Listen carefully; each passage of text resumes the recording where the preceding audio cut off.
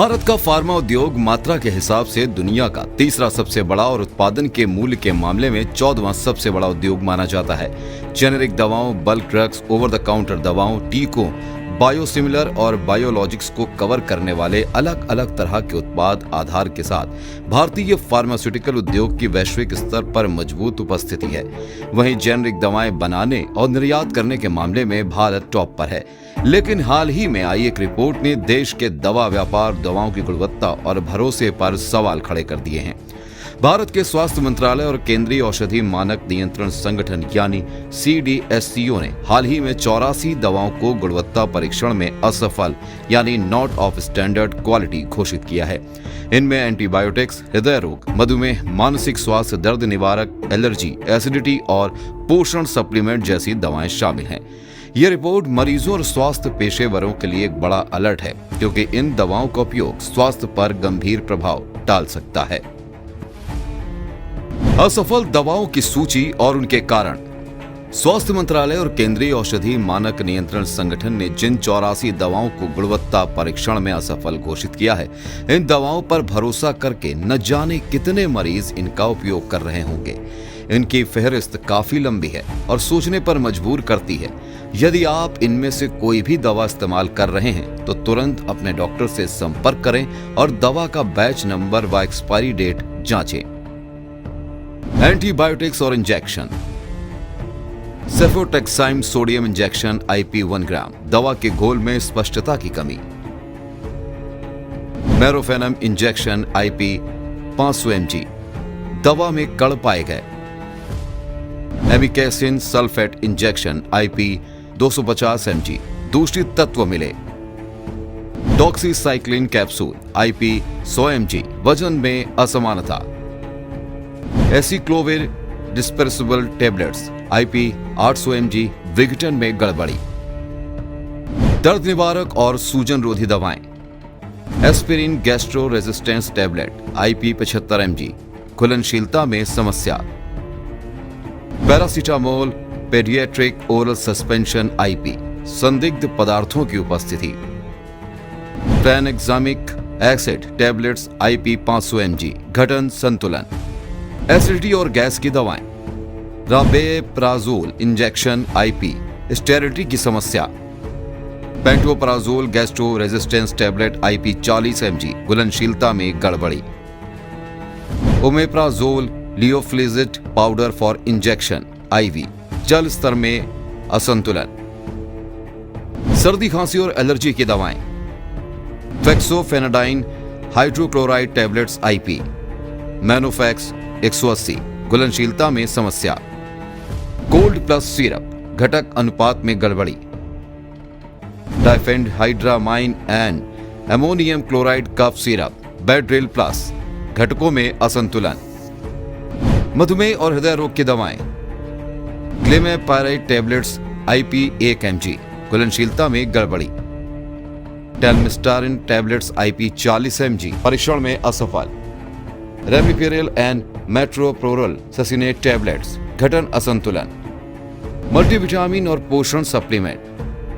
AX back suspension, vitamin D की गुणवत्ता में कमी।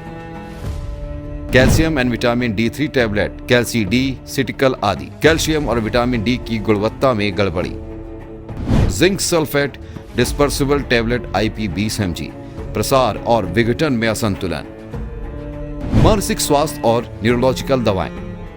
एल्प्राजोलम टेबलेट IP 0.5 mg, घुलनशीलता में समस्या। सेट्रालाइन हाइड्रोक्लोराइड टेबलेट, डिप्रेशन की दवा, दूषित पदार्थों की उपस्थिति। Duloxetine gastro resistance tablet IP 20 mg, घटक अनुपात में समस्या। अन्य आवश्यक दवाएं।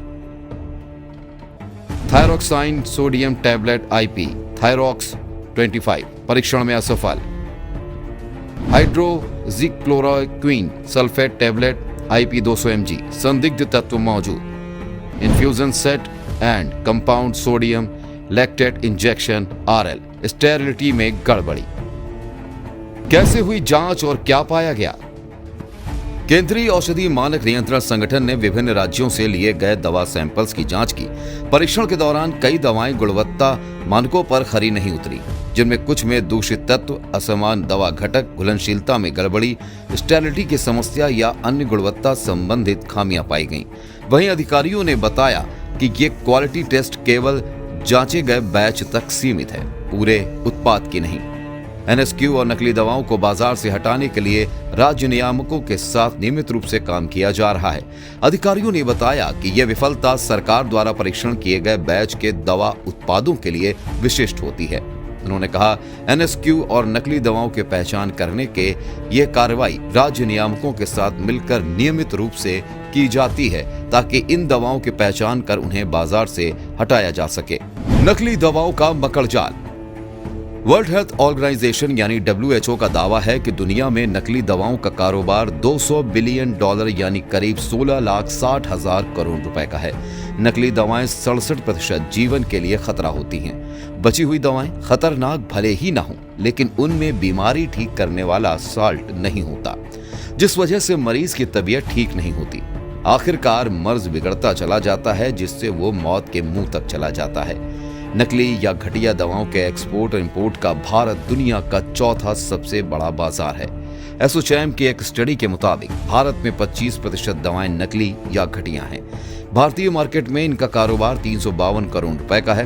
तेलंगाना में पिछले साल करोड़ों की नकली या घटिया दवाइयां पकड़ी गईं। तेलंगाना ड्रग्स कंट्रोल एडमिनिस्ट्रेशन की जांच में खुलासा हुआ था कि नामी कंपनियों के नाम से बनी इन दवाओं में चॉक पाउडर या स्टार्च था। इसी तरह अगर कैप्सूल एमोक्सिलिन का है तो उसमें सस्ती दवा पैरासीटामोल भरी हुई थी।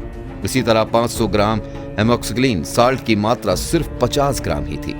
कैंसर तक की नकली दवाएं पकड़ी गईं। ये सभी दवाएं उत्तराखंड के काशीपुर और यूपी के गाजियाबाद से कुरियर के जरिए तेलंगाना पहुंची थी। इन दवाओं की पैकिंग इस तरह की गई थी जो बिल्कुल असली लग रही थी। इनकी पहचान करना मुश्किल था। उत्तराखंड में पिछले साल कई दवा कंपनियों के सैंपल जांच में खरे नहीं उतरे तो उनका लाइसेंस कैंसिल किया गया। ये सभी दवाइयां उत्तराखंड में बन रही थी। इसी तरह आगरा के मोहम्मदपुर में 2024 में नकली दवा बनाने वाली फैक्ट्री पकड़ी गई। पुलिस ने 80 करोड़ रुपए की नकली दवाएं पकड़ी थी। इसी तरह देश के कई राज्यों में छापेमारी कर नकली दवाओं की खेप पकड़ी गई। इससे पहले कोविड-19 के समय भी देश भर में नकली रेमडेसिविर के इंजेक्शन सप्लाई करने के मामले तक सामने आए थे। वहीं दिल्ली पुलिस की क्राइम ब्रांच ने भी कई ऑपरेशंस में बीते सालों में दिल्ली एनसीआर में चल रहे कई सिंडिकेट का भंडाफोड़ किया।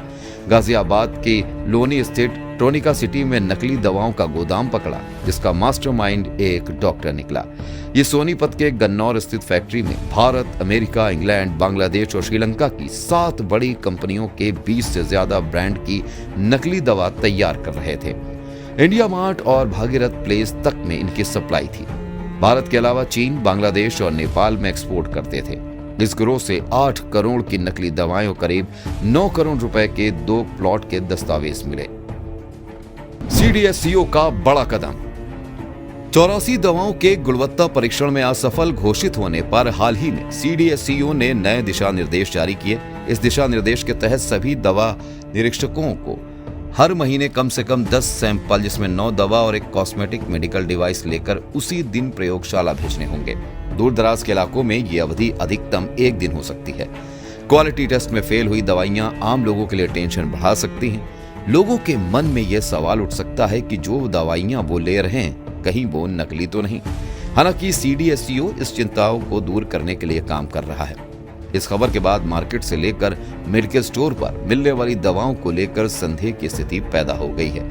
लेकिन उम्मीद की जा रही है कि स्वास्थ्य मंत्रालय और CDSCO के इस कदम से नकली दवाओं और गुणवत्ता विहीन दवाओं के उत्पादन पर रोक लगेगी। नकली दवाओं की पहचान करना हमेशा आसान नहीं होता। वर्ल्ड हेल्थ ऑर्गेनाइजेशन के अनुसार कुछ तरीके हैं जिनकी मदद से आप नकली दवाओं की पहचान कर सकते हैं और कुछ खास एहतियात बरतकर इन समस्याओं से बच भी सकते हैं। इनमें पैकेजिंग पर छपी जानकारी को ध्यान से पढ़ना, पैकेजिंग पर किसी भी प्रकार की छपाई या मुद्रण दोष की जांच करना, पैकेजिंग पर दी गई जानकारी दवा की मूल जानकारी से मेल खाती है या नहीं ये चेक करना, पैकेजिंग सील सही तरह से लगी होनी चाहिए, पैकेजिंग पर दिए गए बारकोड को स्कैन कर उसकी प्रामाणिकता की जांच करें। दवा की गोली या कैप्सूल का रंग, आकार और बनावट मूल दवा से मेल खाना चाहिए।